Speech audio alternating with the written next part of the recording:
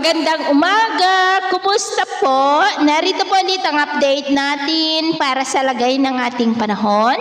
Ngayong umaga po ng August 31, 2025. Sa ngayon po ay patuloy pa rin natin na binabantayan ang sama ng panahon na nasa loob po ng Philippine Area of Responsibility na nanatili pa rin sa silangan ng Dinagat Island about 502 km east away.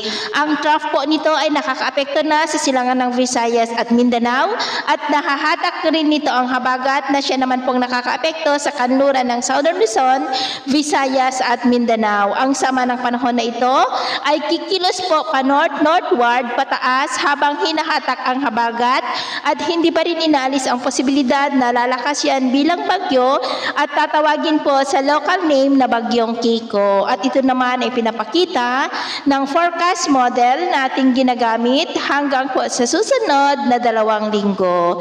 At sa lagay ng ating panahon ngayong madaling araw dahil sa pinagsama-samang epekto ng habagat, mga localized thunderstorm at trough ng sama ng panahon ay may mga isolated rains na sa ilang bahagi ng Bataan, Metro Manila, Batangas, southern part ng Quezon, Mimaropa, Bicol Region, Panay Island, Negros, Cebu, Bohol, Leyte, Samar Provinces, Sulu Archipelago, Zamboanga Peninsula, Northern Mindanao, Caraga, Davao Region at Sorsogon. At mamaya ay sisikat ang araw sa malaking bahagi ng Luzon pero dahil sa habagat at trough ng sama ng panahon ay asahan ang maulap na kalangitan na may mga pulo-pulo na mga pag-uulan sa malaking bahagi ng Visayas, ilang bahagi ng Southern Luzon, Tawi-Tawi, Northern Mindanao, Caraga at Davao Region. At mamayang hapon, mas maraming lugar ulit ang makakaranas ng mas maulap na kalangitan with isolated rains. Kaya mag-ingat po tayo sa posibleng mga banta pa rin ng mga pagbaha at pagguho ng lupa.